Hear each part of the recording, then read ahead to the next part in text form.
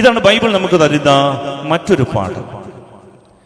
ഈ ലോകത്തിന്റെ ദേവൻ കണ്ണു മൂടിക്കെട്ടി കഴിഞ്ഞാൽ ആളുകളുടെ മുൻപിൽ അഭിനയങ്ങൾ കാണിച്ച്, ആളുകളുടെ മുൻപിൽ പ്രാർത്ഥനക്കാരനാണെന്ന് കാണിച്ച്, വിശ്വാസിയാണെന്ന് കാണിച്ച്, ഉള്ളിൽ കപടതയുടെ അഭിനയങ്ങൾ കൊണ്ട് ജീവിക്കും. Hallelujah, hallelujah, hallelujah, hallelujah, hallelujah, hallelujah. പ്രിയപ്പെട്ടവരെ, പല ഫ്രണ്ട്സും ഇപ്പോൾ നമ്മുടെ സ്വന്തമല്ല.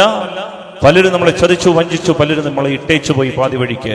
പക്ഷേ ഫെലോഷിപ്പ്, കുഞ്ഞുങ്ങളെ, മാതാപിതാക്കളോടുള്ള നിങ്ങളുടെ ഹൃദയ ഐക്യം, നിങ്ങൾക്ക് വേണ്ടി ജീവിച്ച മാതാപിതാക്കളെ ഫ്രണ്ട്ഷിപ്പിന്റെ പേരിൽ ഉപേക്ഷിക്കുന്നത് കണ്ണടഞ്ഞു പോകുന്ന ഈ ലോകത്തിന്റെ ദേവൻ കുരുടാക്കുന്നതിന്റെ അടയാളമാണ്. അതിനാൽ കാഴ്ച തെളിയണം. എന്റെ പ്രിയപ്പെട്ടവരെ, കാഴ്ച തെളിയണം. മേരി തിരഞ്ഞെടുത്തത് ഫെലോഷിപ്പാണ്, കൂട്ടായ്മയാണ്. ബന്ധങ്ങൾ മുറിഞ്ഞു പോകരുത്. ഫ്രണ്ട്ഷിപ്പ് അല്ല പ്രധാനം. കൂട്ടുകൂടി ഈ പിയർ ഗ്രൂപ്പുകളുടെ ഒക്കെ ഒരു പ്രഷറിൽ ജീവിച്ച് ജീവിതത്തിന്റെ തീരുമാനങ്ങളിൽ വല്ലാതെ ഉലഞ്ഞു പോകുന്ന അനേക കുഞ്ഞുങ്ങളെ കാണാൻ ഇടവന്നിട്ടുണ്ട്.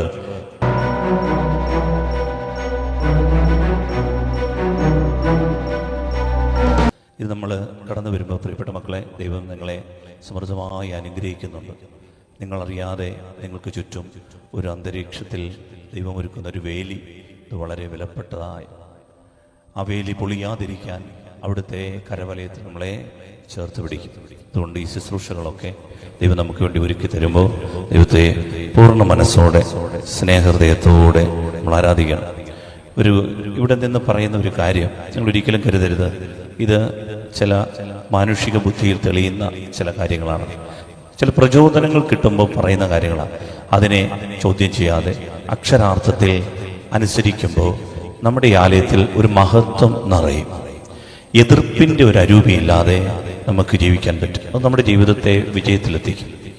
നമുക്ക് ഒത്തിരി കഴിവുണ്ട്, പക്ഷെങ്കിൽ എതിർപ്പും പെട്ടെന്നുള്ള വിഭാഗീയ ചിന്തയും ചോദ്യം ചെയ്യലും നെഗറ്റീവ് എനർജിയും ഒരിക്കലും പോസിറ്റീവ് ഒരു കാര്യം വരാത്തതിൻ്റെ കാര്യം ഇവിടെ ഒരു ഈ മഹത്വം നമുക്ക് നഷ്ടപ്പെടുന്നത് കൊണ്ടാണ്. അതുകൊണ്ട് ഇവിടെ നിന്ന് പറയുന്ന ചെറിയ കാര്യങ്ങൾ പോലും കുഞ്ഞുങ്ങളെ കണക്കെ അനുസരിച്ച് ദൈവത്തെ ആരാധിക്കുമ്പോൾ അനിതര സാധാരണമായ വിടുതലുകൾ നമ്മൾ അനുഭവിക്കും. ഒരിക്കലും ഇതേപോലെ ഒരവസരത്തിൽ ഇങ്ങനെ പറഞ്ഞു, നമ്മൾ സന്ധ്യയ്ക്ക് നമ്മുടെ വീട്ടിൽ പ്രാർത്ഥിക്കുന്ന സമയത്ത് ആരും ചവിട്ടാത്ത ഒരു പായ, ഒരു പ്രാർത്ഥനാ പായ നമുക്ക് വേണം.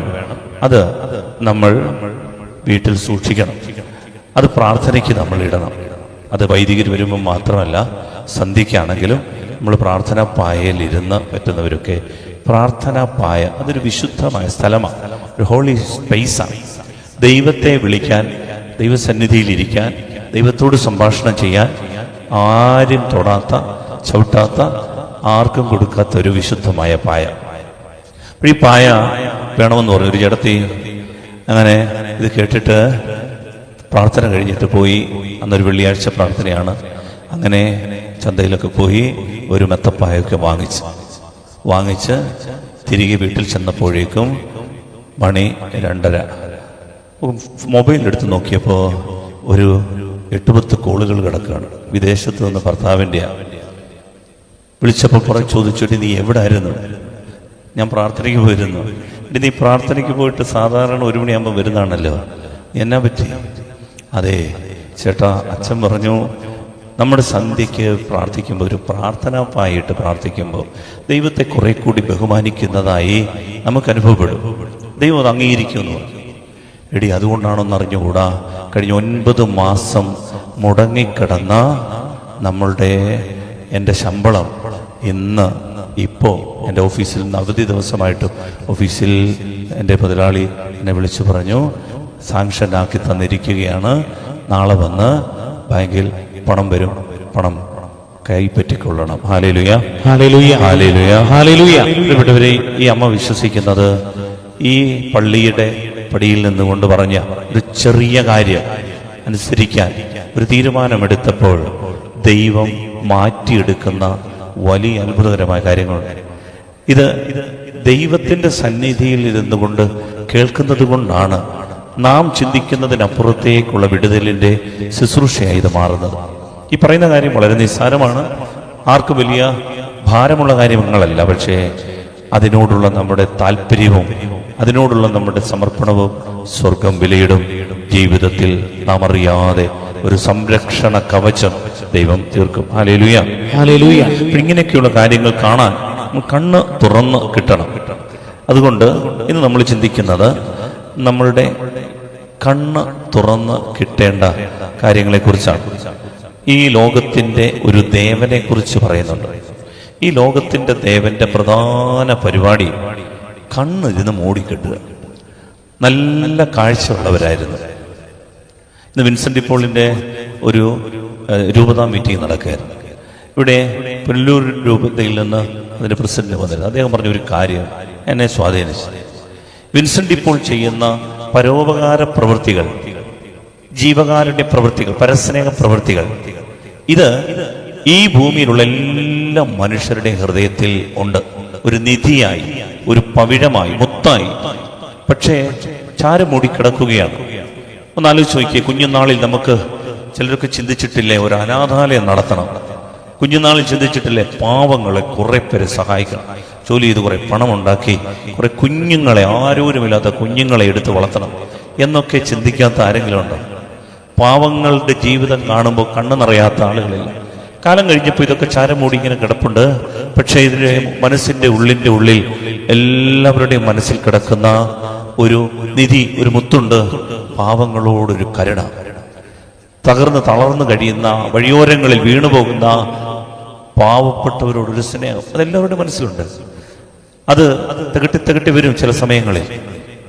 പ്രിയപ്പെട്ടവരെ, ഇതുപോലെ ഈ ലോകത്തിന്റെ ദേവൻ ഇങ്ങനെയുള്ള മുത്തുകളെ, കാഴ്ചകളെ, കണ്ണുകളെ, ഇങ്ങനെയുള്ള നിധികളെയൊക്കെ ചാരം മൂടിയിട്ട് കുരുടാക്കി കളയും. അതുകൊണ്ട് ഈ കാലഘട്ടത്തിൽ നാം കണ്ണ് തെളിഞ്ഞവരായി ജീവിക്കണമെന്ന് ദൈവം ആഗ്രഹിക്കുന്നു. എന്താണ് ഈ കാഴ്ചയുമായി ബന്ധപ്പെട്ടുള്ള വിഷയം? ഞാൻ നിങ്ങളടുത്ത് ബൈബിളിൽ വളരെ സൂക്ഷ്മമായി മനസ്സിലാക്കിയെങ്കിൽ മാത്രമേ അതിന്റെ പൊരുൾ പിടികിട്ടുകയുള്ളൂ. ശ്രദ്ധയോടിരിക്കണം. Hallelujah, hallelujah, hallelujah, hallelujah, hallelujah. പ്രിയപ്പെട്ടവരെ, ബൈബിളിൽ കാഴ്ചയുള്ളവരും കാഴ്ചയില്ലാത്തവരുമായി രണ്ട് ഗണം ആൾക്കാരുണ്ട്. ബൈബിളിൽ കാഴ്ചയുള്ളവരും കാഴ്ചയില്ലാത്തവരും. നമ്മൾ ഭൗതികമായിട്ട് നോക്കിയാൽ, ഫിസിക്കലായിട്ട് നോക്കിയാൽ കാഴ്ചയുള്ളവരാണ് എല്ലാവരും. പക്ഷേ ഹൃദയത്തിന്റെ കാഴ്ച തെളിയാത്ത ഒരുപിടി ആൾക്കാരുണ്ട്, കാഴ്ച തെളിഞ്ഞു കിട്ടിയവരുമുണ്ട്. Hallelujah, hallelujah, hallelujah, hallelujah. ജീവിതത്തിൽ വിജയം എന്ന് പറയുന്നത് കർത്താവിന്റെ പരിശുദ്ധാത്മാവ് തെളിച്ചു തന്ന ഈ വെട്ടം, കുഞ്ഞുനാളിലെ കിട്ടിയ ഈ തെളിച്ചം, ഇത് സൂക്ഷിച്ചുകൊണ്ട് നടക്കുക എന്നുള്ളതാണ്. ബൈബിളിൽ ഒരു ഉദാഹരണം പറയാം. കായേനും ഹാബേലും നല്ല മനുഷ്യരാണ്. രണ്ടുപേരും ബലിയർപ്പിച്ചു. ആർക്കാണ്? യഹോവയ്ക്കാണ് ബലിയർപ്പിച്ചത്. രണ്ടുപേർക്കും ദൈവവിശ്വാസമുണ്ട്. പക്ഷേ കായേന്റെ ബലിയിൽ ദൈവം പ്രീതിപ്പെട്ടില്ല, ആബേലിന്റെ ബലിയിൽ ദൈവം പ്രീതിപ്പെട്ടു. പലരും ചോദിക്കുമ്പോൾ പറഞ്ഞേക്കാം, കായേൻ എലി തിന്നതും പാറ്റ തിന്നതുമൊക്കെയാണ് ദൈവത്തിന് കാഴ്ച അർപ്പിച്ചത്. അതല്ല അർത്ഥം. ബൈബിളിൽ അങ്ങനൊന്നുമില്ല. കായേൻ ബലിയർപ്പിച്ചു, ആബേലും ബലിയർപ്പിച്ചു. പക്ഷെ ആബേലിന്റെ ബലി ദൈവം സ്വീകരിച്ചു. കാരണം എന്താണെന്ന് അറിയാമോ? കായേന് ഈ ബലിയർപ്പണത്തോടുള്ള കാഴ്ചയിൽ ഒരൽപ്പം മങ്ങലേറ്റിരുന്നു. ഈ ദൈവത്തോടുള്ള ബന്ധത്തിൽ ഒരൽപ്പം ഇരുള് വീണുപോയി. അതുകൊണ്ടാണ് ബൈബിൾ സൂക്ഷ്മമായി വായിച്ചാൽ നമുക്ക് മനസ്സിലാകും. ഉൽപ്പത്തിയുടെ പുസ്തകം 4-ാം അധ്യായത്തിലാണത്. 4-ാം അധ്യായത്തിന്റെ എത്രാം വാക്യം? ആബേലിന്റെ ബലി. അതിന്റെ 4-ാം വാക്യം, 3-ാം വാക്യം. ഒരിക്കൽ കായേൻ തന്റെ വിളവിൽ ഒരു ഭാഗം കർത്താവിന് കാഴ്ച സമർപ്പിച്ചു. ഒരിക്കൽ കായേൻ തന്റെ വിളവിൽ ഒരു ഭാഗം, എ പോർഷൻ, ഒത്തിരി വിളവുണ്ട്, അതിൽ ഒരു ഭാഗം. എന്താ സംഭവിച്ചത്? ദൈവത്തിന് കൊടുക്കുന്ന കാര്യത്തിൽ അവൻ അല്പം ചിന്തിച്ചു, ഇത് മതി, ഇത്രയും മതി. എന്നാൽ ആബേലിന്റെ ബലി എന്ന് പറയുന്നത്, അടുത്ത വചനം, ആബേൽ തന്റെ ആട്ടിൻകൂട്ടത്തിലെ കടിഞ്ഞൂൽ കുഞ്ഞുങ്ങളെ എടുത്ത് അവയുടെ കൊഴുപ്പുള്ള ഭാഗങ്ങൾ അവിടത്തേക്ക് കാഴ്ചവെച്ചു. അതാണ് എടുത്തു പറയേണ്ടത്. കൊഴുപ്പുള്ള ഭാഗങ്ങൾ എന്ന് പറഞ്ഞ ദ ബെസ്റ്റ് ഓഫറിംഗ്. കായൻ ഓഫറിംഗ് കൊടുത്തത് ആൻ ഓഫറിംഗ്, ഒരു ചെറിയ ഭാഗം, ഒരു ഭാഗം. എന്നാൽ ആബേലോ എനിക്കുള്ളതിന്റെ ബെസ്റ്റ്. ഇതൊരു ആറ്റിറ്റ്യൂഡാണ് എന്ന് പറഞ്ഞുകൊണ്ട് ആടിനെ മുഴുവൻ കൊടുത്തു എന്നുള്ളതല്ല, ഉള്ളതിൽ നല്ലത്. പ്രിയപ്പെട്ടവരെ, ഇതാണ് കാഴ്ച എന്ന് പറയുക.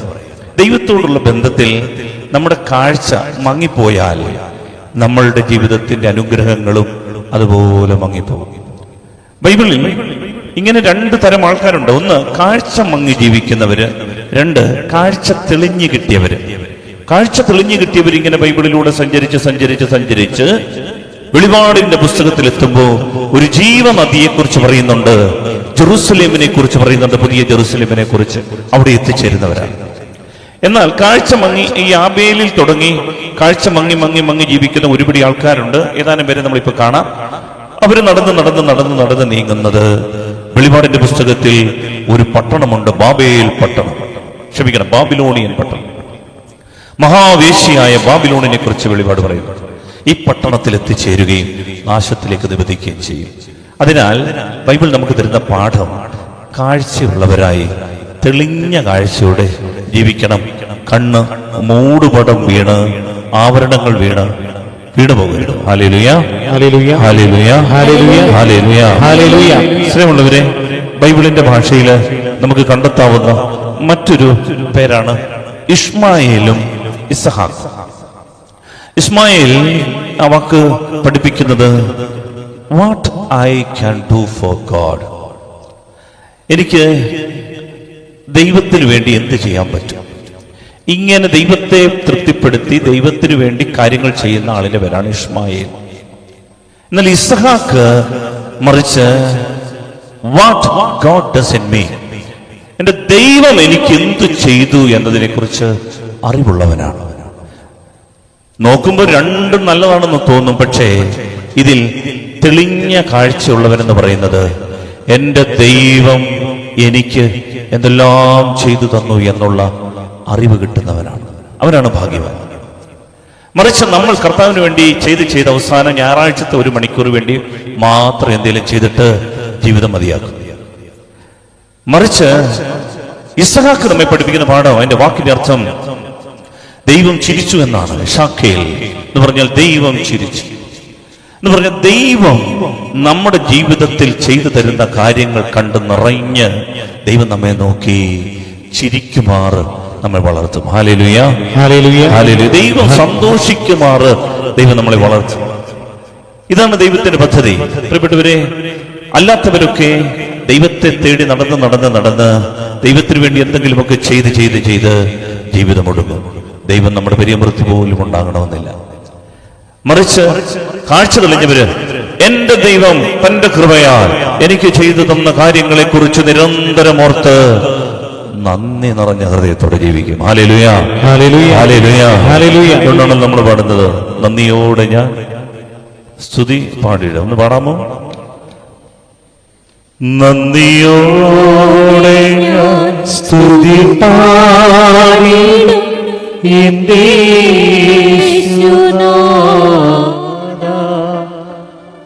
എനിക്കായി നീ ചെയ്തൊരു നന്മയ്ക്കും ഇന്നു നന്ദി ചൊല്ലുന്നു ഞാൻ. സ്നേഹത്തോടെ വിശ്വാസത്തോടെ കണ്ണുകളൊന്ന് അടച്ച് കരങ്ങൾ നെഞ്ചോട് ചേർത്ത് വെച്ച് അർഹിക്കാത്ത എന്തോരം നന്മ എൻ്റെ ദൈവം എനിക്ക് ചെയ്തു തന്നു. എൻ്റെ ദൈവം എൻ്റെ ജീവിതത്തിൽ ചെയ്തു തന്ന അനുഗ്രഹം ഇതിനെക്കുറിച്ച് ഓർക്കാൻ പറ്റുന്നതാണ് എൻ്റെ പ്രിയപ്പെട്ടവരെ കാഴ്ച തെളിയുന്നവർ. അതാണ് ദൈവത്തിൻ്റെ ഏറ്റവും വലിയ സന്തോഷം. അതുകൊണ്ടാണ് പൗലോസ് ശ്ലീഹ പറഞ്ഞത്, നാം രക്ഷിക്കപ്പെട്ടത് നമ്മുടെ പ്രവൃത്തി കൊണ്ടല്ല, കൃപയാലാണ്. വിശ്വാസം വഴി കൃപയാലാണ് നമ്മൾ രക്ഷിക്കപ്പെട്ടത്. കൃപയാണ് നമ്മളെ ഇവിടെ എത്തിച്ചത്. കൃപയില്ലായിരുന്നെങ്കിൽ ഇനി സന്ധ്യയ്ക്ക് ഇവിടെ ഇരിക്കാൻ പറ്റില്ല.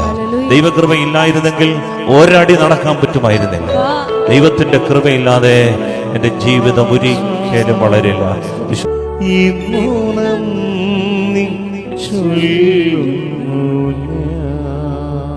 Hallelujah, hallelujah, hallelujah. പ്രിയപ്പെട്ടവരെ, ബൈബിളില് ഇങ്ങനെ 2 തരം ആൾക്കാരുണ്ട്. ഒന്ന്, കാഴ്ച തെളിഞ്ഞ് ജീവിക്കുന്നവർ, ദൈവത്തെ കാണാൻ ആഗ്രഹിച്ചിട്ട് ദൈവകൃപയിൽ പൊതിഞ്ഞ് ജീവിക്കപ്പെടുന്നവർ. അതുവരെ ദൈവം കണ്ടു ചിരിക്കും. അതാണ് ഇസഹാക്ക്. ഇസ്മായിൽ എന്ന് പറയുന്നത് ദൈവത്തിന് വേണ്ടി എന്തെങ്കിലുമൊക്കെ ചെയ്യുക, നൊവേന ചൊല്ലുക, പ്രാർത്ഥിക്കുക, ഓടി നടക്കുക, ശുശ്രൂഷ ചെയ്യുക, അങ്ങനെ കർത്താവിന് വേണ്ടി ചെയ്ത് അവസാനം കർത്താവ് പറയും, നീ ചെയ്തൊന്നും എനിക്കൊരു കാര്യമായില്ല. മറിച്ച് ദൈവം നമ്മിൽ പ്രവർത്തിക്കുന്നതിൻ്റെ പേരാണ് പ്രിയപ്പെട്ടവരെ നമ്മുടെ ജീവിത വിജയം. ദൈവം നമ്മിൽ എന്തെങ്കിലും പ്രവർത്തിക്കുന്നുണ്ടോ, ഇത് കാണാൻ കണ്ണു തുറന്ന് കിട്ടണം. അതിനെക്കുറിച്ച് ഓർക്കാനും പ്രാർത്ഥിക്കാൻ, നന്ദി പറയാനും സാധിക്കും. മൂന്നാമത്തെ ഒരു ആളാണ് ബൈബിളിൽ ദാവീദും സാവൂളും. ഇസ്രായേലിന്റെ ആദ്യത്തെ രാജാവായിരുന്നു ആര്? ദാവീദോ? സാവൂൾ. ഈ സാവൂളിനെ കുറിച്ച് ബൈബിൾ പറയുന്നത് അവന്റെ ഷോൾഡർ, അവന്റെ തോളെന്ന് പറയുന്നത് മറ്റെല്ലാവരുടെയും തല അവന്റെ ഷോൾഡറിനൊപ്പമേ ഉള്ളൂ. അതിൽ നിന്നും അവന്റെ ശിരസ്സ് ഇങ്ങനെ ഉയർന്നു നിൽക്കും. അവനെ കുറിച്ച് ബൈബിൾ പറയുന്നത് ദൈവം ഇവനെ തെരഞ്ഞെടുക്കുകയാണ്. ഇവനെ തെരഞ്ഞെടുത്തിട്ട് ദൈവം ഇവന് ഇസ്രായേലിന്റെ രാജാവായിട്ട് അഭിഷേകം ചെയ്തു. ഇവനെ അഭിഷേകം ചെയ്തപ്പോൾ ദൈവത്തിനൊരു സ്വപ്നം ഉണ്ടായിരുന്നു. ഇസ്രായേലിന്റെ തെരഞ്ഞെടുക്കപ്പെട്ട രാജാവ് എന്റെ ജനത്തെ ന്യായപ്രമാണം അനുസരിച്ച്, മോശയുടെ ഈ 10 കൽപ്പനകൾ അനുസരിച്ച് എന്റെ ജനത്തെ ന്യായപാലനം നടത്തുന്ന ശക്തനായ ഒരു രാജാവായിട്ട് മാറി. പക്ഷെ പ്രിയപ്പെട്ടവരെ, ഈ മനുഷ്യനെ കുറിച്ച് ബൈബിളിൽ പിന്നീട് നമ്മൾ കാണുന്നത് ഇദ്ദേഹത്തിന്റെ അഹന്ത, ഇദ്ദേഹത്തിന്റെ ജീവിതത്തിന്റെ ഈ താൻപോരിമാഭാവം, ഞാനെന്ന ഭാവം എന്ന് വെച്ചാൽ ഇയാളുടെ തല കൊണ്ടാണ് ഇയാൾ ചിന്തിച്ചു പോകുന്നത്. അപ്പൊ ചിന്തിച്ചേക്കാം, തല കൊണ്ടല്ലാതെ പിന്നെ എങ്ങനെ ചിന്തിക്കുന്നത്?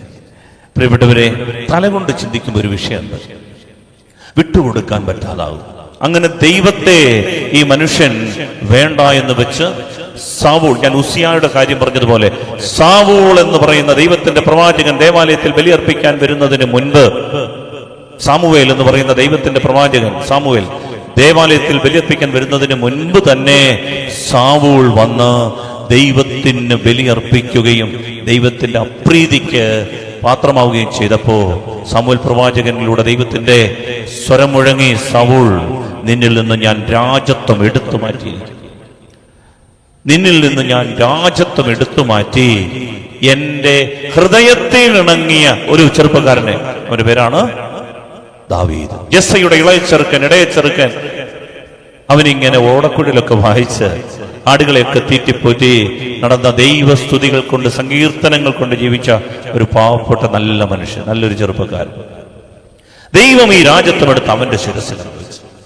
അവനെക്കുറിച്ച് പറയുന്നത്, സാവൂളിനെ പോലെ ദൈവത്തിന്റെ ഹൃദയത്തിനിണങ്ങിയ ഒരാളെ കാണാനില്ലായിരുന്നു. കാരണം ഈ ചെറുപ്പക്കാരൻ ഹൃദയം കൊണ്ട് ജീവിച്ച ആളാണ്, സാവൂൾ തല കൊണ്ട് ജീവിച്ച ആളാണ്. Hallelujah, hallelujah, hallelujah. ബൈബിളിൽ ഈ ഹൃദയം കൊണ്ട് ജീവിച്ച ആള് ഒടുവിൽ ജീവിച്ച് ഇടയ്ക്കൊക്കെ പറ്റിയപ്പോ അവൻ ഹൃദയം കൊണ്ട് അനുദപിച്ച് 51-ാം സങ്കീർത്തനം എഴുതി. അവൻ ദൈവം ഭാഗത്താണ് വീണ് മാപ്പ് ചോദിച്ചു. ദൈവം ഹൃദയം കൊണ്ട് അനുദപിക്കുന്ന, ഹൃദയം കൊണ്ട് ജീവിക്കുന്ന, ഹൃദയത്തിന്റെ സ്പർശനമുള്ളവരെയൊക്കെ അനുഗ്രഹിച്ച് ഉയർത്തി ഒടുവിൽ എന്തിനേറെ സാക്ഷാൽ ദൈവപുത്രൻ തന്റെ ജീവിതത്തിൽ അവനെ കുറിച്ച് പറഞ്ഞത്, ഞാൻ ദാവീദിന്റെ പുത്രനായ ക്രിസ്തുവാണ്. Hallelujah, hallelujah, hallelujah, hallelujah. പ്രിയപ്പെട്ടവരെ, ബൈബിളിൽ കണ്ണുകൾ മൂടപ്പെടരുത്. ബൈബിൾ നമുക്ക് തരുന്ന പാഠമാണ്. നമ്മുടെ കണക്ക് കൂട്ടലുകളും നമ്മളുടെ ചിന്താരീതികളും തലകൊണ്ടുള്ള യുക്തി വിചാരങ്ങളും നമ്മളുടെ ഞാൻ എന്ന ചിന്തകളും പ്രിയപ്പെട്ടവരെ നമ്മളെ അപകടത്തിലെത്തിക്കും. നമ്മളിൽ നിന്നുള്ള കൃപകൾ കൂടി എടുത്തു മാറ്റപ്പെടും. കണ്ണുമൂടിപ്പോകരുത്. സഭ നമ്മെ പഠിപ്പിക്കുന്നത് ഹൃദയബന്ധത്തിന്റെ പാഠങ്ങളാണ്. പ്രിയപ്പെട്ടവരെ, ഹൃദയം നഷ്ടപ്പെട്ടു പോയാ, സ്നേഹം നഷ്ടപ്പെട്ടു പോയാ ദൈവം പടിയിറങ്ങിപ്പോകും. കാരണം 1 യോഹന്നാൻ വ്യക്തമായി നമ്മെ പഠിപ്പിക്കുന്നുണ്ട്, ദൈവം സ്നേഹമാണ്, സ്നേഹത്തിൽ വസിക്കുന്നവൻ ദൈവത്തിലും വസിക്കുന്നു. Hallelujah, hallelujah, hallelujah, hallelujah. വചനം വന്നിട്ട് പറയാം, ദൈവം സ്നേഹമാണ്, സ്നേഹത്തിൽ വസിക്കുന്നവൻ ദൈവത്തിലും വസിക്കുന്നു.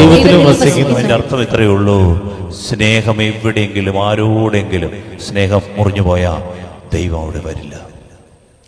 എന്നിട്ട് ഈ ദൈവത്തോട് തരണേ എന്ന് പ്രാർത്ഥിച്ച വലിയ പാടാവും. പ്രിയപ്പെട്ടവരെ, സ്നേഹം, ബന്ധം മുറിഞ്ഞു പോകാതിരിക്കാൻ സൂക്ഷിക്കണം.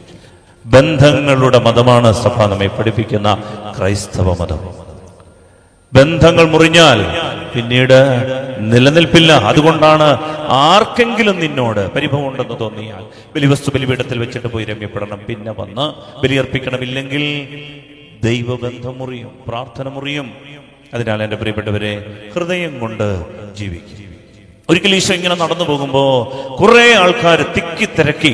കൂട്ടത്തിൽ 12 വർഷമായി രക്തസ്രാവമുള്ള ഒരു സ്ത്രീ വന്നിട്ട് അവന്റെ വസ്ത്രത്തിന്റെ തൊങ്ങലിൽ ഒന്ന് തൊടാൻ ആഗ്രഹിച്ചു. അവള് കരുതി അവന്റെ വസ്ത്രത്തിലും തൊട്ടാൽ മതി എന്റെ രോഗം വിട്ടു. അനേക വൈദ്യന്മാർ ചികിത്സിച്ചു, അനേക ആശുപത്രി പോയി, ഡോക്ടേഴ്സിനെ കണ്ടു. പക്ഷേ അവൾ അന്നേരം ചിന്തിക്കുക, ഇതൊന്നും പരിഹാരമല്ല, എന്റെ ദൈവത്തിന്റെ വസ്ത്രത്തിന്റെ തൊങ്ങലിൽ തൊട്ടാ എനിക്ക് സൗഖ്യം കിട്ടും. ശ്രദ്ധിക്കണം, ഈശോ അവളെ തൊട്ടിട്ടില്ല, ഈശോ ഇതറിഞ്ഞിട്ടില്ല. പുറപ്പെടുന്ന ഒരു ശക്തിയുണ്ട്. അതുകൊണ്ടാണ് ഈ തിരക്കിനിടയിലൂടെ അവൾ വന്ന് ഈശോയുടെ വസ്ത്രത്തിൽ തൊട്ടു. പെട്ടെന്ന് സഡൻ ബ്രേക്ക് ഇട്ട പോലെ ഈശോ നിന്നു. ആളുകൾ തിക്കി തിരക്കി പോവുകയാണ്. ഈ നിൽപ്പ് അപകടകരമാണ്. തട്ടിമറിച്ചിടാം, ചവിട്ടാം, സ്റ്റാമ്പ് ഫീഡിങ് ഉണ്ടാകാം. ഭയങ്കര ബുദ്ധിമുട്ടുള്ള ഒരു അവസ്ഥയിലാണ് ഈശോ നിന്നിട്ട്. എല്ലാവരും നിന്നു. ചോദിച്ചു, ആരാ തൊട്ടേ? പത്രോസ് ചോദിച്ചാണ്, ആരാ തൊടാത്തെ? എല്ലാവരും നിന്നെ തിക്കി തിരക്കി പോകും, ആരാ തൊടാത്തെ? ഇതെന്നാ ചോദ്യം? ഈശോ ചോദിച്ചത് എന്തുകൊണ്ടാണെന്നറിയാമോ? ഇതിനിടയിൽ ആളുകൾ എന്നെ ശരീരം കൊണ്ട് തൊട്ടുപോകുന്നുണ്ട്, ശരീരം കൊണ്ട് എന്നെ തൊട്ടുപോകുന്നുണ്ട്. പക്ഷേ പ്രിയപ്പെട്ടവരെ, ഹൃദയം കൊണ്ട് തൊട്ട ഒരു വഴി ഇതിനകത്തിരിപ്പുണ്ട്. കണ്ണുനീര് കൊണ്ട് ദൈവത്തെ തൊടാൻ ഈ ആരാധനയ്ക്ക് വരുന്ന ഒരുപടി ആൾക്കാർ ഇവിടെ ഇരിപ്പുണ്ട്. പ്രിയപ്പെട്ടവരെ, വിശ്വസിക്കണം, ദൈവം നിന്നിരിക്കും അവിടെ. അവനിൽ നിന്നൊരു ശക്തി പുറപ്പെടും. കാരണം ഹൃദയം കൊണ്ട് തൊടുന്നവരെ അവഗണിക്കാൻ അവനാവില്ല. ഇന്നലെ ഇത് നടന്നിട്ടുണ്ടെങ്കിൽ ഇന്ന് നിങ്ങളുടെ ജീവിതത്തിൽ ഇത് സംഭവിക്കും. കണ്ണ് നിറഞ്ഞൊഴുകുമ്പോ കരുതരുത്, അവൻ നിങ്ങളെ കൈവിടുമെന്ന്. അവൻ നിങ്ങളെ തൊടുക തന്നെ ചെയ്യും. അവരിൽ നിന്ന് ശക്തി പുറപ്പെടും. വിശ്വാസത്തോടെ പറയാം, hallelujah, hallelujah, hallelujah, hallelujah, hallelujah, hallelujah. അതുകൊണ്ടാണ് ഈ ദാവീദ് ദൈവത്തിന്റെ ഹൃദയത്തിന് ഇണങ്ങിയ ചെറുപ്പക്കാരനാണ്. സൗള് തലകൊണ്ട് ജീവിച്ച, തലയെടുപ്പോടെ ജീവിച്ച, നെഞ്ചുവിരിവുള്ള, ലോകത്തോട് ആരടാ എന്ന് ചോദിച്ചാൽ എന്തടാ എന്ന് പറഞ്ഞുകൊണ്ട് നടന്ന ഒരു മനുഷ്യനായിരുന്നു. ഭൂമി ചരിത്രത്തിന്റെ അടിക്കുറിപ്പാക്കി കളയുന്ന പലരുമുണ്ട്. ഒരിക്കൽ പോലും ഓർക്കാത്ത വിധം വിസ്മരിക്കപ്പെട്ടു പോകുന്ന. കഴിഞ്ഞ ദിവസം ഒരു പള്ളിയിൽ കല്ലറ ഇളക്കിയപ്പോ ഒരു തലയൂട്ടി കണ്ടു. അടുത്ത ആളെ അടക്കം ചെയ്യാൻ വേണ്ടിയിട്ടാണ് കല്ലറ പൊളിച്ചത്. ആ തലയൂട്ടി കണ്ടപ്പോ സ്ലാബ് ഇളക്കിയ ചെറുപ്പക്കാരന്റെ കമന്റ്, ആരെയൊക്കെ വെല്ലുവിളിച്ച തലയായി കിടക്കണേ, ആരെയൊക്കെ വെല്ലുവിളിച്ച തലയാണ് ഈ കിടക്കണേ. പ്രിയപ്പെട്ടവരെ, വളരെ പെട്ടെന്ന് വിസ്മരിക്കപ്പെട്ടു പോകുന്നാമില്ല. അതുകൊണ്ടാണ് ഹൃദയത്തിനിണങ്ങിയവരെ ഈശോ തിരയുന്നുണ്ട് ഇതിനകത്ത്. Hallelujah, hallelujah. ഹൃദയം കൊണ്ട് ജീവിക്കാനുള്ള ക്ഷണമാണ് ബൈബിൾ പറയുക. അതാണ് കാഴ്ച തെളിയുന്നവർ. അവർക്കൊരു പക്ഷെ നമ്മുടെ പരാജയങ്ങളായേക്കാം, അവർക്കൊരു പക്ഷെ നമ്മുടെ ദുരിതങ്ങളും സങ്കടങ്ങളും മറ്റുള്ളവരുടെ വേദനകളും എണ്ണിയാൽ തീരാത്ത ദുഃഖങ്ങളും ഉണ്ടായേക്കാം. പക്ഷേ വിഷമിക്കരുത്, ദൈവത്തിൽ നിന്ന് ശക്തി പുറപ്പെടുക തന്നെ ചെയ്യും. Hallelujah, hallelujah, hallelujah, hallelujah. ബൈബിളിൽ 2-3 പാഠങ്ങൾ കൂടി വളരെ പെട്ടെന്ന് കാണാം. ഇത് മൂടുപടം ധരിച്ചവരെയും മൂടുപടം ധരിക്കാത്തവരുടെയും ഒരു കഥയാണ്. ബൈബിളിലൂടെ യാത്ര ചെയ്യുമ്പോൾ 2 തരം ആൾക്കാരെ നമ്മൾ കണ്ടെത്താൻ പറ്റും. ഒരൽപ്പം ശ്രദ്ധയോടെ ജീവിച്ചാൽ കാഴ്ച തെളിഞ്ഞു കിട്ടും. ഒന്നാമതൊരു ഗ്രൂപ്പ്, ഒരു ആളാണ് എലിയാസർ എന്ന് പറയുന്ന ഒരു മനുഷ്യൻ. മക്കബായരുടെ 2-ാം പുസ്തകത്തിന്റെ 6-ാം അധ്യായത്തിന്റെ 18 മുതലുള്ള വാക്യങ്ങളിൽ നിങ്ങൾ വീട്ടിൽ വായിച്ചാൽ മതിയാകും. 2 മക്കബായർ 6-ാം അധ്യായം 18 മുതലുള്ള വാക്യങ്ങളിൽ എലിയാസർ എന്ന് പറയുന്ന ഒരു വൃദ്ധനായ മനുഷ്യൻ. അന്നത്തെ കാലത്ത് യവന സംസ്കാരം ആധിപത്യം പുലർത്തിയപ്പോ യവന രാജാക്കന്മാർ യഹൂദരെ പീഡിപ്പിക്കാൻ തുടങ്ങി. ഇന്നും യഹൂദർ പീഡിപ്പിക്കപ്പെടുന്നു, ഇന്നും യഹൂദർ ആക്രമിക്കപ്പെടുന്നു ഉണ്ടെങ്കിൽ ഇത് അവരുടെ നിയോഗമാണ്. അവരുടെ ജീവിതത്തിൽ ഇങ്ങനൊരു നിയോഗം ഉണ്ടത് മരണം വരെ ഉണ്ടാകും. ഈ ജനത എല്ലാവരാലും വെറുക്കപ്പെടും. ഈ ജനത ജെറുസലേമിൽ തന്നെ 500-ലധികം യുദ്ധങ്ങൾ നടന്നിട്ടുണ്ട് ഈശോയുടെ കാലത്തിന് ശേഷം. പ്രിയപ്പെട്ടവരെ, നമുക്ക് ഈ ഒരു ചരിത്രം മനസ്സിലാക്കിയാൽ ഈ യഹൂദ ജനത ഏത് കാലത്തും അടിമത്തത്തിലേക്ക് പീഡിപ്പിക്കപ്പെട്ടും പോയിട്ടുണ്ട്. യവനന്മാർ, ഗ്രീക്കുകാർ ഈ ജനതയെ വല്ലാതെ ഉപദ്രവിക്കുന്ന കഥയാണ് മക്കബായരുടെ പുസ്തകങ്ങളിൽ വായിക്കുക. ഇവിടെ ഒരു രാജാവ് നിക്കാനോർ എന്ന് പറയുന്ന പടയാളിയുമായി ഈ അന്ത്യോക്കസ് രാജാവ് ഈ ജനതയെ പീഡിപ്പിക്കുമ്പോൾ എലയാസർ എന്ന് പറയുന്ന ഒരു മനുഷ്യനെ പിടികൂടി. എന്നിട്ട് നിഷിദ്ധമായ പന്നി മാംസം തിന്നാൻ കൽപ്പിച്ചു. ഈ മനുഷ്യന് 100 വയസ്സോളമായി, 90 കഴിഞ്ഞു. ഈ മനുഷ്യൻ, പ്രായാധിക്യമുള്ള ഈ മനുഷ്യൻ, അതിന്റെ 6-ാം അധ്യായത്തിൽ നിന്ന് വായിക്കാമോ? 18 മുതലുള്ള വാക്യങ്ങളിൽ. 2 മക്കബായർ 6:18 മുതൽ. ഉന്നതസ്ഥാനിയായ ഒരു നിയമജ്ഞനും കുലീനഭാവത്തോടു കൂടിയവനും വയോധികനുമായ എലയാസറിന്റെ വായി പന്നിമാംസം തീറ്റാൻ അവർ ബലം പ്രയോഗിച്ച് തുറന്നു. വാ ഇങ്ങനെ പിടിച്ച് ഇങ്ങനെ തുറന്നിട്ട് പന്നിമാംസം ഇങ്ങനെ കുത്തിക്കയറ്റുക. നിഷിദ്ധമാണ്. യഹൂദന് പന്നിമാംസം നിഷിദ്ധമാണ്. അപ്പോ അവൻ വല്ലാതെ ഇതിനെ എതിർത്തു. ഉടനെ യന്ത്രമുട്ടികളിൽ കൊണ്ട് ഈ മനുഷ്യനെ കൊല്ലാൻ, യന്ത്രത്തിനകത്തിട്ട് ഈ ചക്രങ്ങൾക്കുള്ളിൽ അരച്ച് കൊല്ലാൻ തീരുമാനിച്ചു. പിടികൂടി കൊണ്ടുപോയപ്പോ ഈ മനുഷ്യനോട് സ്നേഹമുള്ള ഏതാനും കൂട്ടുകാർ പറഞ്ഞു, ലേസറേ, അതെ, ഞങ്ങൾ നിന്നെ സഹായിക്കാം. ഞങ്ങൾ നിനക്ക് തരുന്നത് പന്നി മാംസമല്ല, നിങ്ങൾക്ക് കഴിക്കാൻ പറ്റുന്ന നല്ല മാംസം കൊണ്ടുവന്ന് ഞങ്ങൾ തരാം. നീ ആ മാംസം കഴിക്കണം. പക്ഷേ അവർ കൊണ്ടുതരുന്ന പന്നി മാംസം ഞങ്ങൾ മാറ്റിയിട്ട് നിനക്ക് നിഷിദ്ധമല്ലാത്ത നല്ല മാംസം തരാം. സ്വാഭാവികമായിട്ട് നമ്മൾ എന്ത് ചിന്തിക്കും? നിയമം നമ്മൾ തെറ്റിക്കുന്നില്ലല്ലോ, നമുക്ക് ഈ മാംസം കഴിക്കലെന്താ, നല്ല കോഴിയിറച്ചിയായിരിക്കാം, അതുകൊണ്ട് ഇത് കഴിച്ച കുഴപ്പമില്ലല്ലോ എന്ന് കരുതിയേക്കും. പക്ഷെ ഈ മനുഷ്യൻ കരുതുന്നത് എന്താണെന്നറിയാമോ? അദ്ദേഹം പറഞ്ഞത് ഇതാണ്, പ്രിയപ്പെട്ടവരെ, ഈ മനുഷ്യൻ സ്വയം ചിന്തിക്കുകയാണ്, ഇത്രയും നാൾ ദൈവത്തിന്റെ വചനത്തിന് വേണ്ടി നിലകൊണ്ട ഞാൻ ഈ 90-ാമത്തെ വയസ്സിൽ ഈ കപട ജീവിതം, ഈ അഭിനയം നടത്തിയാൽ ഒരുപക്ഷെന്നുണ്ടെങ്കിൽ ആളുകളുടെ മുൻപിൽ, ചെറുപ്പക്കാരുടെ മുൻപിൽ ഞാൻ കൊടുക്കുന്ന ഒരു ദുർമാതൃകയാണ്. 90 കഴിഞ്ഞപ്പോ അവൻ തന്റെ ജീവിതത്തിന്റെ ശൈലി മാറ്റി, വിശ്വാസം ത്യജിച്ചു. പ്രിയപ്പെട്ടവരെ, വേണമെങ്കിൽ ഒരു അഭിനയം ഈ മനുഷ്യന് നടത്താമായിരുന്നു. ഇതാണ് ബൈബിൾ നമുക്ക് തരുന്ന മറ്റൊരു പാഠം. ഈ ലോകത്തിന്റെ ദേവൻ കണ്ണു മൂടിക്കെട്ടിക്കഴിഞ്ഞാൽ ആളുകളുടെ മുൻപിൽ അഭിനയങ്ങൾ കാണിച്ച്, ആളുകളുടെ മുൻപിൽ പ്രാർത്ഥനക്കാരനാണെന്ന് കാണിച്ച്, വിശ്വാസിയാണെന്ന് കാണിച്ച്, ഉള്ളിൽ കപടതയുടെ അഭിനയങ്ങൾ കൊണ്ട് ജീവിക്കും. Hallelujah, hallelujah, hallelujah, hallelujah, hallelujah. എലയാസറിന് 90 കഴിഞ്ഞപ്പോൾ വേണമെന്നുണ്ടെങ്കിൽ ജീവിതം മുന്നോട്ട് നീട്ടാമായിരുന്നു. വേണമെങ്കിൽ ഇങ്ങനെ ഭക്ഷണം കഴിച്ച് അവർ ഈ അപകടത്തിൽ നിന്ന്, പീഡനത്തിൽ നിന്ന്, മതമർദ്ദനത്തിൽ നിന്ന് മനുഷ്യനെ സ്വതന്ത്രനാക്കാമായിരുന്നു. അയാൾ ചിന്തിച്ചു, ഞാൻ ഇനി ജീവിച്ചാൽ ഏറിയാൽ 10 വർഷം, ഈ 10 വർഷത്തേക്ക് വേണ്ടി ഈ അഭിനയം ഞാൻ നടത്തണോ? ദൈവവൈതലേ, ഏതാനും നാളുകൾക്കുള്ളിൽ നമ്മുടെ ജീവിതവും ഈ ഭൂമിയിൽ നിന്ന് ഈ അധ്യായം തീരും. അപ്പോ ദൈവം മുൻപാകെ സ്വയം ചോദിക്കേണ്ട, കാഴ്ച തെളിഞ്ഞവരായി ചോദിക്കേണ്ട ഒരു ചോദ്യമാ, അഭിനയിച്ചിനി ജീവിക്കണോ?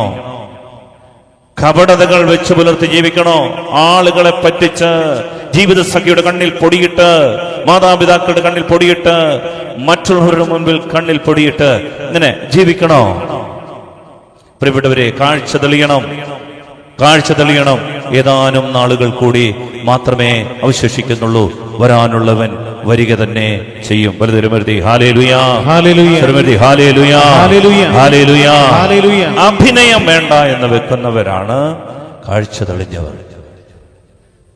ദൈവം നമ്മളുടെ മുൻപിൽ നീതിവിധിയാളനായി നിൽക്കുമ്പോ, എല്ലാം വെളിവാക്കപ്പെടുമ്പോ, പ്രിയപ്പെട്ടവരെ, അവിടുത്തെ മുൻപിൽ സത്യസന്ധതയോടെ ജീവിക്കാൻ സാധിക്കുക. ക്രിസ്തു എന്ന് പറയുന്നത് അവൻ സ്നേഹമാണ്, അവൻ സത്യമാണ്, അവൻ നീതിയാണ്. ഇത് മൂന്നിനു വേണ്ടി പ്രാർത്ഥിക്കണം. പ്രിയപ്പെട്ടവരെ, പ്രാർത്ഥിച്ചു നടന്നു എന്നതുകൊണ്ടല്ല, മറിച്ച് സത്യസന്ധത, നീതിനിഷ്ഠമായ ഒരു ജീവിതം, സ്നേഹനിർഭരമായ ഒരു ജീവിതം, ഇത് മൂന്നുമാണ് ക്രിസ്തു. ഇതിന്റെ പേരാണ് സ്പിരിച്വാലിറ്റി. Hallelujah, hallelujah. പറയാമോ? Hallelujah, hallelujah, hallelujah, hallelujah. അതുകൊണ്ടാണ് കാഴ്ച തെളിയണമെന്ന് പറയുക. പുതിയ നിയമത്തിലെ ഒരു പാഠമാണ് മാർത്തായും മേരിയും. ഈശോ നമ്മെ പഠിപ്പിക്കുന്ന പാഠമാണ്. ഈശോ ലാസറിന്റെ ഭവനത്തിൽ വന്നപ്പോൾ ലാസറിന്റെ സഹോദരിമാർ ആരൊക്കെയാണ്? മാർത്തായും മേരിയും. മാർത്ത ഒത്തിരി നല്ല കാര്യം ചെയ്യണം. വന്ന ഈശോയുടെ മുഴുവൻ സുഹൃത്തുക്കൾക്കും പ്രസംഗം കഴിയുമ്പോൾ ഫുഡ് കൊടുക്കണം. അടുക്കളയിൽ കിടന്ന് ഓടി നടന്ന് ജോലി ചെയ്യുക. കാരണം അവളുടെ മനസ്സിൽ ഒരു ചിന്തയുണ്ട്. എന്താണെന്നറിയാമോ? ഫ്രണ്ട്ഷിപ്പ്. ഈ സുഹൃത്ത് ബന്ധം നിലനിർത്താൻ ഓടി നടന്ന് ജോലി ചെയ്യുകയാണ്. എന്നാൽ മേരിയുടെ, മറിയത്തിന്റെ മനസ്സിൽ ഫ്രണ്ട്ഷിപ്പ് അല്ല, ഫെലോഷിപ്പാണ്. ഫെലോഷിപ്പ്. അവന്റെ പാദത്തിലിരുന്ന് അവന്റെ വചനം കേൾക്കുന്ന ഒരു ഹൃദയബന്ധം. പ്രിയപ്പെട്ടവരെ, ബൈബിളിൽ രണ്ടും പറയുന്നുണ്ട്. പക്ഷേ ജീവനിലേക്ക് നിന്നെ നയിക്കുന്നത് ഈ ഫെലോഷിപ്പുകളല്ല, ഫെലോഷിപ്പുകളാണ്, ഫ്രണ്ട്ഷിപ്പുകളല്ല. വളരെ പറയണം ഹല്ലേലൂയ, ഹല്ലേലൂയ, ഹല്ലേലൂയ, ഹല്ലേലൂയ. ഇത് മനസ്സിലാകണം. പ്രിയപ്പെട്ടവരെ, പല ഫ്രണ്ട്സും ഇപ്പോൾ നമ്മുടെ സ്വന്തമല്ല. പലരും നമ്മളെ ചതിച്ചു, വഞ്ചിച്ചു, പലരും നമ്മളെ ഇട്ടേച്ചു പോയി പാതി വഴിക്ക്. പക്ഷേ ഫെലോഷിപ്പ്, കുഞ്ഞുങ്ങളെ, മാതാപിതാക്കളോടുള്ള നിങ്ങളുടെ ഹൃദയ ഐക്യം, നിങ്ങൾക്ക് വേണ്ടി ജീവിച്ച മാതാപിതാക്കളെ ഫ്രണ്ട്ഷിപ്പിന്റെ പേരിൽ ഉപേക്ഷിക്കുന്നത് കണ്ണടഞ്ഞു പോകുന്ന ഈ ലോകത്തിന്റെ ദേവൻ കുരുടാക്കുന്നതിന്റെ അടയാളമാണ്. അതിനാൽ കാഴ്ച തെളിയണം. എന്റെ പ്രിയപ്പെട്ടവരെ, കാഴ്ച തെളിയണം. മേരി തിരഞ്ഞെടുത്തത് ഫെലോഷിപ്പാണ്, കൂട്ടായ്മയാണ്. ബന്ധങ്ങൾ മുറിഞ്ഞു പോകരുത്. ഫ്രണ്ട്ഷിപ്പല്ല പ്രധാനം. കൂട്ടുകൂടി ഈ പിയർ ഗ്രൂപ്പുകളുടെ ഒക്കെ ഒരു പ്രഷറിൽ ജീവിച്ച് ജീവിതത്തിന്റെ തീരുമാനങ്ങളിൽ വല്ലാതെ ഉലഞ്ഞു പോകുന്ന അനേക കുഞ്ഞുങ്ങളെ കാണാനിട വന്നിട്ടുണ്ട്. അതുകൊണ്ടാണ് എന്റെ പ്രിയപ്പെട്ടവരെ, ബൈബിൾ നമുക്ക് പറഞ്ഞു തരുന്ന കാഴ്ചയുടെ പാഠമെന്ന് പറയുന്നത് അത് ഫ്രണ്ട്ഷിപ്പിന്റെ അല്ല, മറിച്ച് ഫെലോഷിപ്പിന്റെയാണ്, കൂട്ടായ്മ. ആ കൂട്ടായ്മയിൽ ജീവൻ ബലി കഴിക്കാൻ ഒരു സ്നേഹമുണ്ടാവൂ. ആ കൂട്ടായ്മയിൽ മാത്രമേ ജീവൻ കൊടുക്കാൻ നമുക്ക് പറ്റൂ. അതാണ് ഈശോ ആഗ്രഹിക്കുന്നത്. ഒരു കാര്യം കൂടി കണ്ടുകൊണ്ട് പ്രിയപ്പെട്ടവരെ, നമുക്ക് ഈ പാഠത്തിന്റെ അവസാനത്തിലേക്ക് വരാം. നല്ല സമറായന് രണ്ട് കാഴ്ചയുള്ളവരാണ്. നല്ല സമറായന്റെ ഉപമ ഈശോ പറഞ്ഞ ഉപമയിൽ നല്ല സമറായൻ അർത്ഥപ്രാണനായി തകർന്നു കിടക്കുന്ന, കൊള്ളക്കാരാൽ ആക്രമിക്കപ്പെട്ട ഒരു മനുഷ്യനെ കണ്ടിട്ട് ഈ നല്ല സമറായന്റെ കണ്ണ്, തെളിഞ്ഞ കണ്ണ്, ഒരു കാര്യം പറഞ്ഞു. എന്നാൽ അതേസമയം പുരോഹിതനും ലേവായനും വേറൊരു കാര്യം പറഞ്ഞു. എന്താ പറഞ്ഞെന്നറിയാമോ? പുരോഹിതനും ലേവായനും പറഞ്ഞത് ഇതാണ്: ഇവനെ ഞാൻ തൊട്ടാൽ എനിക്കെന്നാ പറ്റും. അതായിരുന്നു അവരുടെ ചിന്ത. ഇവനെ ഞാൻ തൊട്ടാൽ എനിക്ക് നഷ്ടപ്പെടാൻ ഒരുപാട് കാര്യങ്ങളുണ്ട്. എന്തിന് ഈ വയ്യാവേലിക്ക് വേലിയെടുത്ത് തലയിൽ വെക്കുന്നു? എന്തിന് ഈ ഊരാക്കുടുക്കിൽ ഞാൻ ചെന്ന് വിടുന്നു? എനിക്ക് എന്റെ വഴി, വീണ് കിടക്കുന്നവൻ അവന്റെ വഴി. ഇതാണ് അടഞ്ഞുപോയ കണ്ണിന്റെ ഒരു ഉടമയുടെ വാക്ക്. അവൻ അവന്റെ വഴി, എനിക്ക് എന്റെ വഴി. എന്നാൽ നല്ല സമറായന്റെ ചിന്ത എന്താണെന്നറിയാമോ? ഞാൻ ഇവനെ തൊട്ടില്ലെങ്കിൽ ഇവൻ എന്നാ പറ്റും. പ്രിയപ്പെട്ടവർ, ഇതാണ് ബൈബിളിന്റെ തെളിഞ്ഞ കാഴ്ച. ഞാൻ ഇവനെ തൊട്ടില്ലെങ്കിൽ ഇവൻ എന്നാ പറ്റും? ഇവൻ എന്നേക്കുമായി ഭൂമി വിട്ടുപോകും. അതുകൊണ്ട് അവൻ കോരിയെടുത്ത് സത്രത്തിൽ കൊണ്ടുപോയി അവൻ ധനാറകൾ കൊടുത്ത് ശുശ്രൂഷ കൊടുക്കുകയാണ്. പ്രിയപ്പെട്ടവരെ, ഇതാണ് ബൈബിളിന്റെ തെളിഞ്ഞ കാഴ്ച. ഈ കാഴ്ചയിലൂടെ സഞ്ചരിക്കാനാണ് പരിശുദ്ധാത്മാവ് നമ്മെ ക്ഷണിക്കുന്നത്. ബൈബിളിൽ രണ്ടു തരത്തിലുള്ള ആൾക്കാരാണ്. ഒന്ന്, കണ്ണു മൂടിപ്പോയവർ. ഈ ലോകത്തിന്റെ ദേവൻ കണ്ണ് അടച്ചു കളയുക. വളരെ മൈന്യൂട്ടായിട്ടുള്ള കാര്യങ്ങളാണ്, പക്ഷേ തെളിഞ്ഞു കിട്ടുന്നില്ലെങ്കിൽ പ്രിയപ്പെട്ടവരെ, ആത്മീയ ജീവിതത്തിൽ നാം അപകടത്തിലെത്തും. അതുകൊണ്ട് ശ്രദ്ധയോടെ ജീവിക്കണം. ഇങ്ങനെ സഞ്ചരിച്ച് ബാബിലോൺ എന്ന് പറയുന്ന ആ മഹാവേശിയുടെ അടുത്തെത്താതെ ജെറുസലേം എന്ന് പറയുന്ന പുതിയ മണവാട്ടിയിൽ എത്തിച്ചേരാൻ നമുക്ക് കണ്ണു തെളിഞ്ഞു കിട്ടണം. നമുക്ക് ആരാധന പൂർത്തിയാക്കാൻ വിശുദ്ധ പ്രാർത്ഥിക്കണം. ദൈവമേ, എൻ്റെ ജീവിതത്തിൻ്റെ ചെറിയ മേഖലകളിൽ ഇരുളു വീണ് കിടക്കുന്ന മേഖലകളെ ഒരു കാഴ്ച തെളിച്ചു തരണം. അതുകൊണ്ടാണ് ഈശോ പറഞ്ഞത്, ഞാൻ ലോകത്തിൻ്റെ പ്രകാശമാണ്.